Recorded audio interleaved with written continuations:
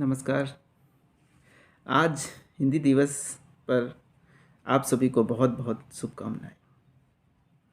हिंदी जैसे कि हमारी मातृभाषा है और हमें उस पर गर्व है और गर्व होना भी चाहिए।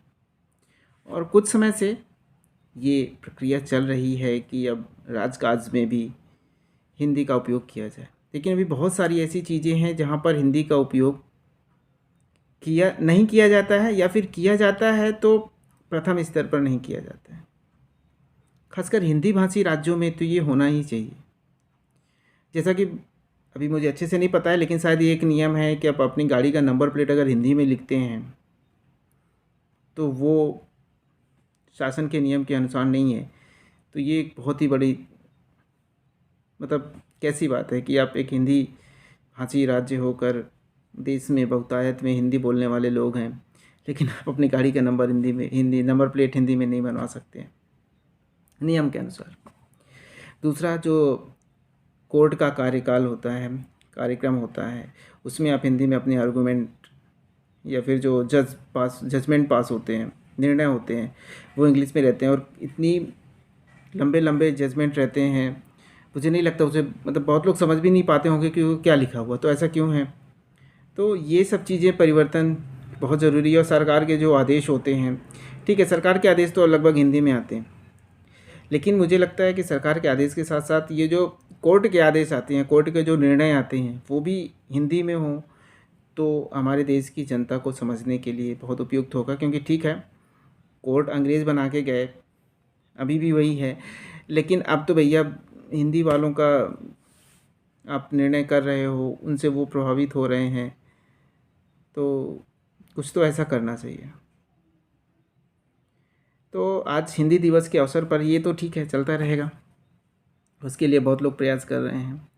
तो आज हिंदी दिवस के अवसर पर मैंने एक छोटी सी कविता, चूँकि हिंदी मातृभाषा है मतलब, लेकिन मैं एक अपनी बेटी के लिए जो कि मुझसे दूर है, मेरी छोटी सी बेटी है, उसके लिए मैं एक कविता सुनवा रहा हूँ।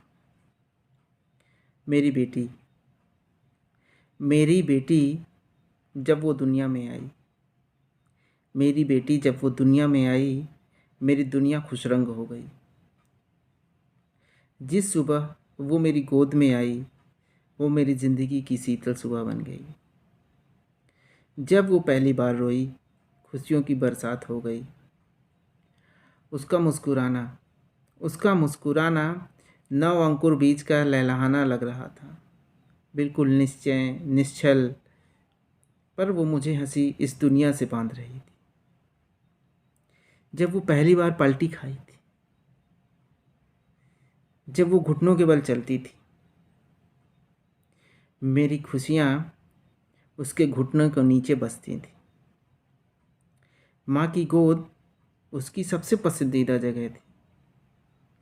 जब उसे मैं खिलौने लाता था पहले दिन, वो उससे बहुत खेलती थी, सोते हुए, रोते हुए, खाते हुए हमेशा पास रखती थी।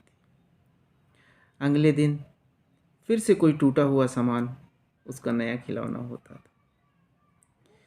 वो कमरे का कोना जिस पर एक खाली डिब्बा रखा था, तुम उस पर घुसकर बैठ जाती थी और उसी में खेलती थी। कभी कभी उसे अपना वॉशरूम भी बना लेती थी। नकलची तुम इतनी थी कि मैं जैसे चलता था, बैठता था, बात करता था, सोता था, पैर हिलाता था, सर के नीचे हाथ रखना, चादर ओढ़ना, किताबें लेकर बैठ जाना और हिलना, मना करने पर भी वही किताब और पेन चाहना, टीवी चालू होने पर खुशी का चौगुना हो जाना, चिल्लाकर कहना टीवी चालू। मेरी बिटिया, तुम हमेशा ज़िंदगी की डगर पर खुशियों की बरसात, ज़िंदगी की बरसात में छाँव हो। मेरी कल्पना में जितनी खुशियाँ थी, उस सभी का साकार रूप हो। मेरी बिटिया, ज़िंदगी कितनी खूबसूरत होती है, उसका तुम जीता जागता प्रमाण हो। ज़िंदगी कितनी खूबसूरत होती है, तुम उसका जीता जागता प्रमाण हो। थैंक यू, धन्यवाद। और सबको हिंदी दिवस की फिर से बहुत बहुत शुभकामनाएं।